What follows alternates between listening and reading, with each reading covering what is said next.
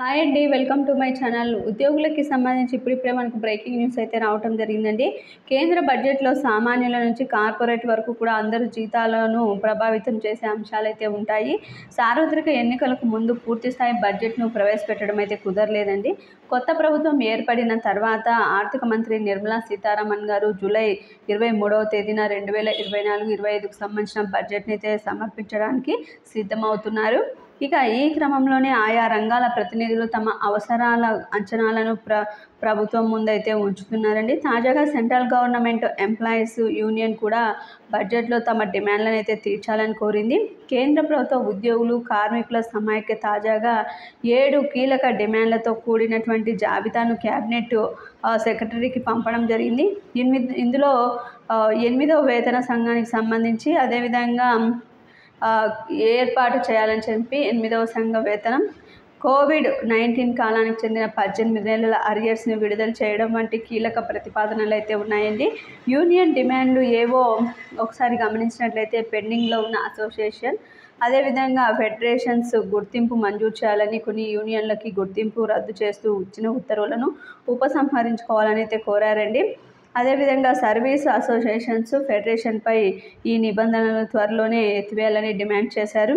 ఇక ఈ 2026 జనవరి నాటికి 8వ వేతన సంఘం పనిచేయడం ప్రారంభించేలా వెంటనే చర్యలు తీసుకోవాలని కూడా డిమాండ్ చేశారు.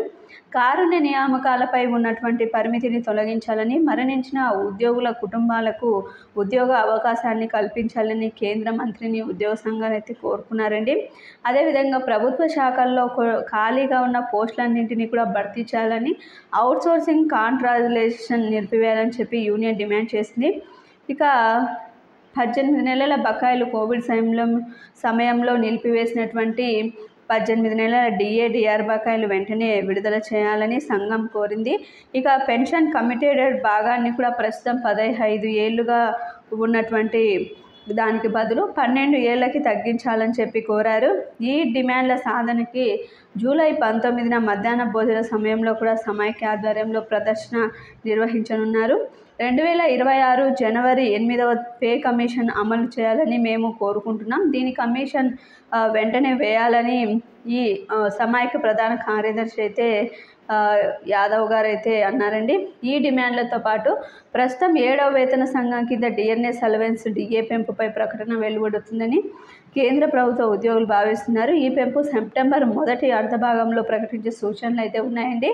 ఇక 2024 జూలై 1 నుంచి అమల్లోకి వస్తుంది.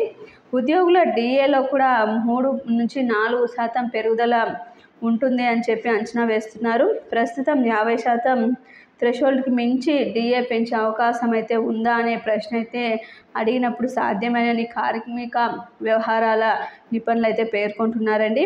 ఎందుకంటే 4వ పే కమిషన్ సమయంలో డిఏ ఏకంగా 170% కూడా చేరుకుంది. ప్రభుత్వం ఇంటీరియం రిలీఫ్ కూడా అందించింది. ఇది ఇప్పటి వరకు ఉన్నటువంటి లేటెస్ట్ అప్డేట్. మీకు వీడియో నచ్చినట్లయితే తప్పకుండా లైక్ చేయండి, షేర్ చేయండి. Thank you for watching.